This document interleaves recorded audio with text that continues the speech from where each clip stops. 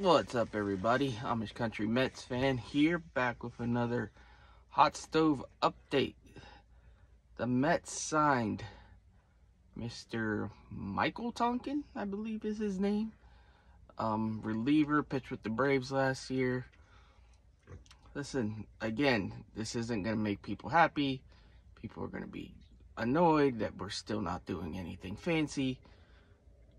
Signed him to a $1 million deal. It's a split contract. We seem to like giving those away this year. There's nothing wrong with it. Long reliever type. Pitched like 80 innings last year. Expected ERA was like in the 3.8s. His Sierra was 3.5 something, I want to say. Again, these are fancy new age stats that people don't like. I get it. That's why I don't use them much. But it's all to say that he was serviceable. He ain't costing anything.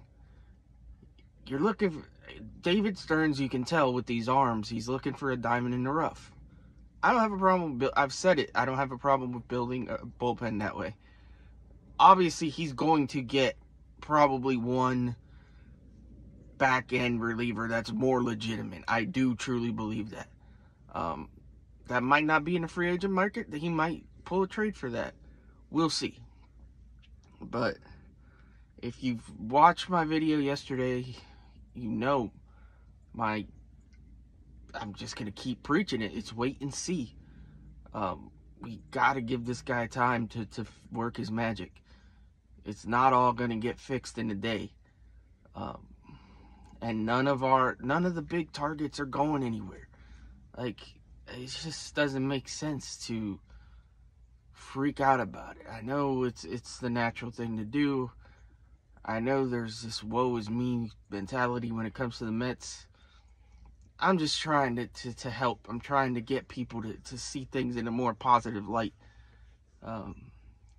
So my guy on X, La Guagua, he put out a video this morning. He did it a little more forcefully, a little more in your face about it, but the general point is the same. Like, we don't have to have this woe is me LOLX mentality. Like, we need to try to retrain our brains a little bit here. Like, I haven't seen anything yet to cause me concern that says, damn, we're missing out on all these people. Just haven't seen it. If anything, the Mets have been maybe more aggressive than most teams. If you think about it, the number of moves the Mets have made, granted they're all minor, excuse me, they're just as aggressive, if not more aggressive, than pretty much every team in baseball right now. Nothing's really going on. The Verdugo trade, yeah. And the Mets were apparently in on that, but the Red Sox got 3 arms. The Mets didn't. The Mets don't have 3 arms to just, I'm not going to say give away, but to give up in a deal for a guy that maybe they think improves us, but doesn't, like, shift the needle that much. So I'm willing to wait and see what Stearns has to cook up next. This reliever is what he is. Rule 5 draft is today. We'll see if we get somebody out of that. I don't know, man. I'm just not worried. I know people probably get it. I get it.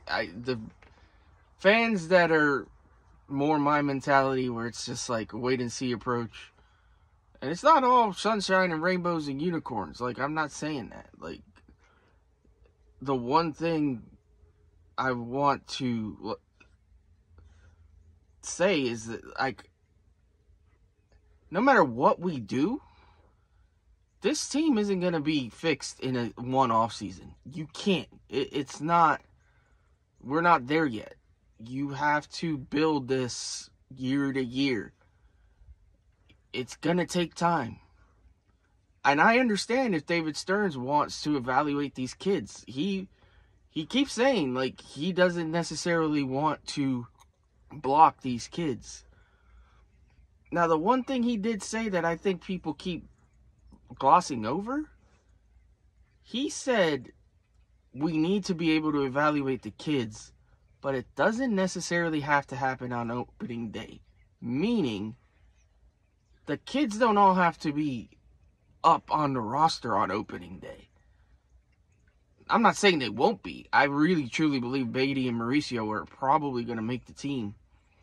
But that's saying like some of the other guys, like Acuna, Gilbert, even Vientos. We might give Vientos a shot at DH, but we might not. Like, none of these, not all of these guys have to be on the roster on opening day for him to be able to evaluate them on the club throughout the season. Things shift around. There's injuries, trade deadline, things like that. So, but yeah, he's going to want to. He hasn't been here. He's seen things from afar. Now he comes in. He wants to see how these kids do. And I get it. And I know not everybody loves that. Everybody wants those big signings. Everybody wants a flashy signing at every position. Third base is probably going to be a kid. DH, at this point, we don't know. He said it's fluid. It depends on how the roster looks. He did mention Vientos and Stewart, but that's because those are the DH types we have on the roster. But that doesn't mean... He also said, like, in an ideal world, you can use that DH spot to, like, filter in, give guys a day off.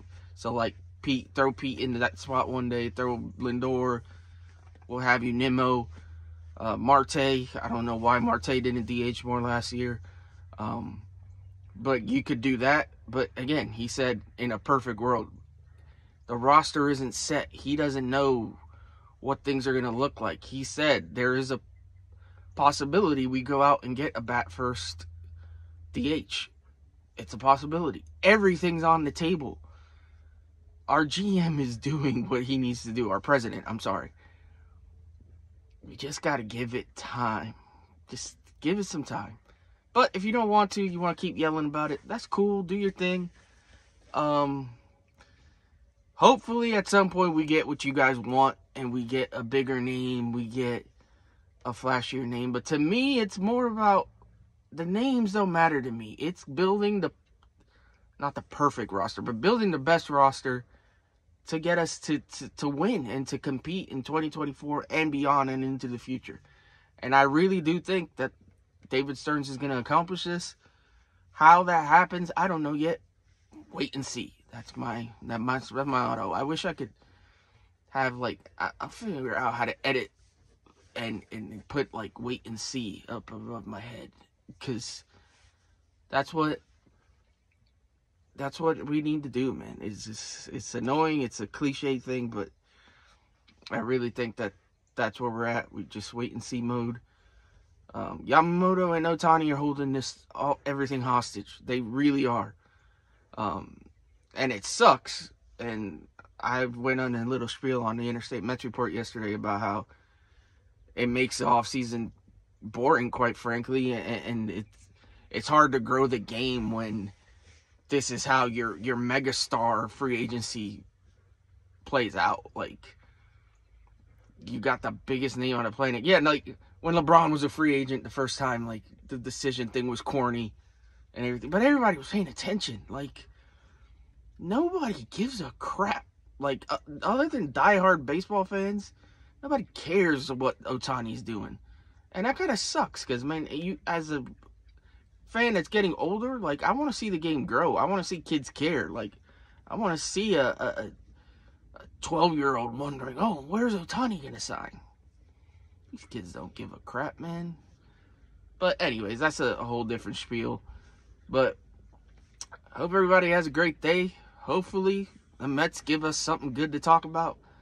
Hopefully moves start to happen. Winter meetings are winding down, so we're running out of time for anything to happen there. But as David Stearns said, off-season doesn't end at the winter meetings.